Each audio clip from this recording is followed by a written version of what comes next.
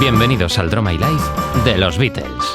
A comienzos de la década de los 60, un grupo de jóvenes músicos de Liverpool decidieron juntarse para formar algunas de las melodías más bellas de todos los tiempos. John Lennon, uno de los líderes del grupo, había formado unos años antes una banda llamada The Quarrymen, junto a su amigo Peter Shotton.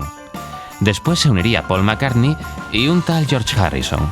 Necesitaban un bajista, por eso se añadiría al grupo Stuart Sutcliffe.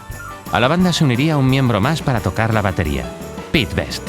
El nombre del grupo no convencía, por eso iría sufriendo variaciones hasta 1960, cuando nacieron los Beatles. Los Beatles empezarían a actuar en un pub de Liverpool, el Cavern. Además, cerrarían un acuerdo para tocar en Hamburgo, Alemania. Sin embargo, las cosas no fueron demasiado bien. George Harrison fue deportado del país por ser menor de edad. Y lo mismo ocurrió con Paul y con Pete, aunque estos por quemar un condón para iluminar una habitación. ¡Qué golfos!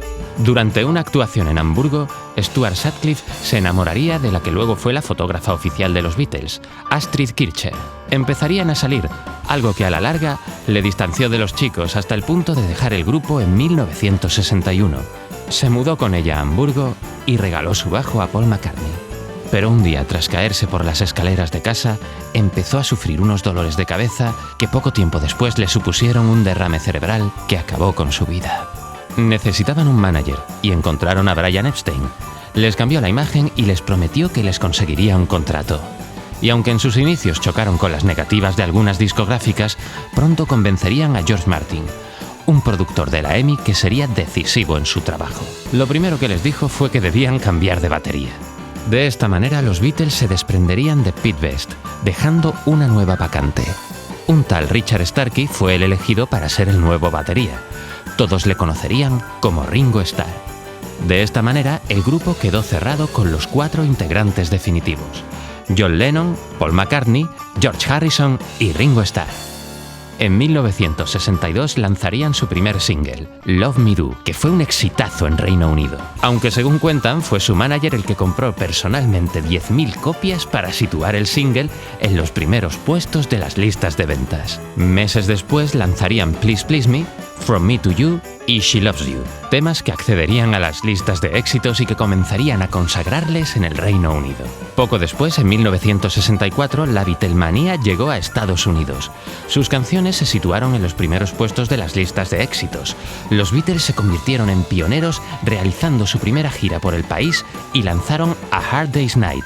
Al año siguiente nacerían Help y Rubber Soul, 2 álbumes que triunfaron incontestablemente y que precedieron a Revolver, en el que estaba un éxito conocido por todos, Yellow Submarine. 1967 supuso un punto de inflexión.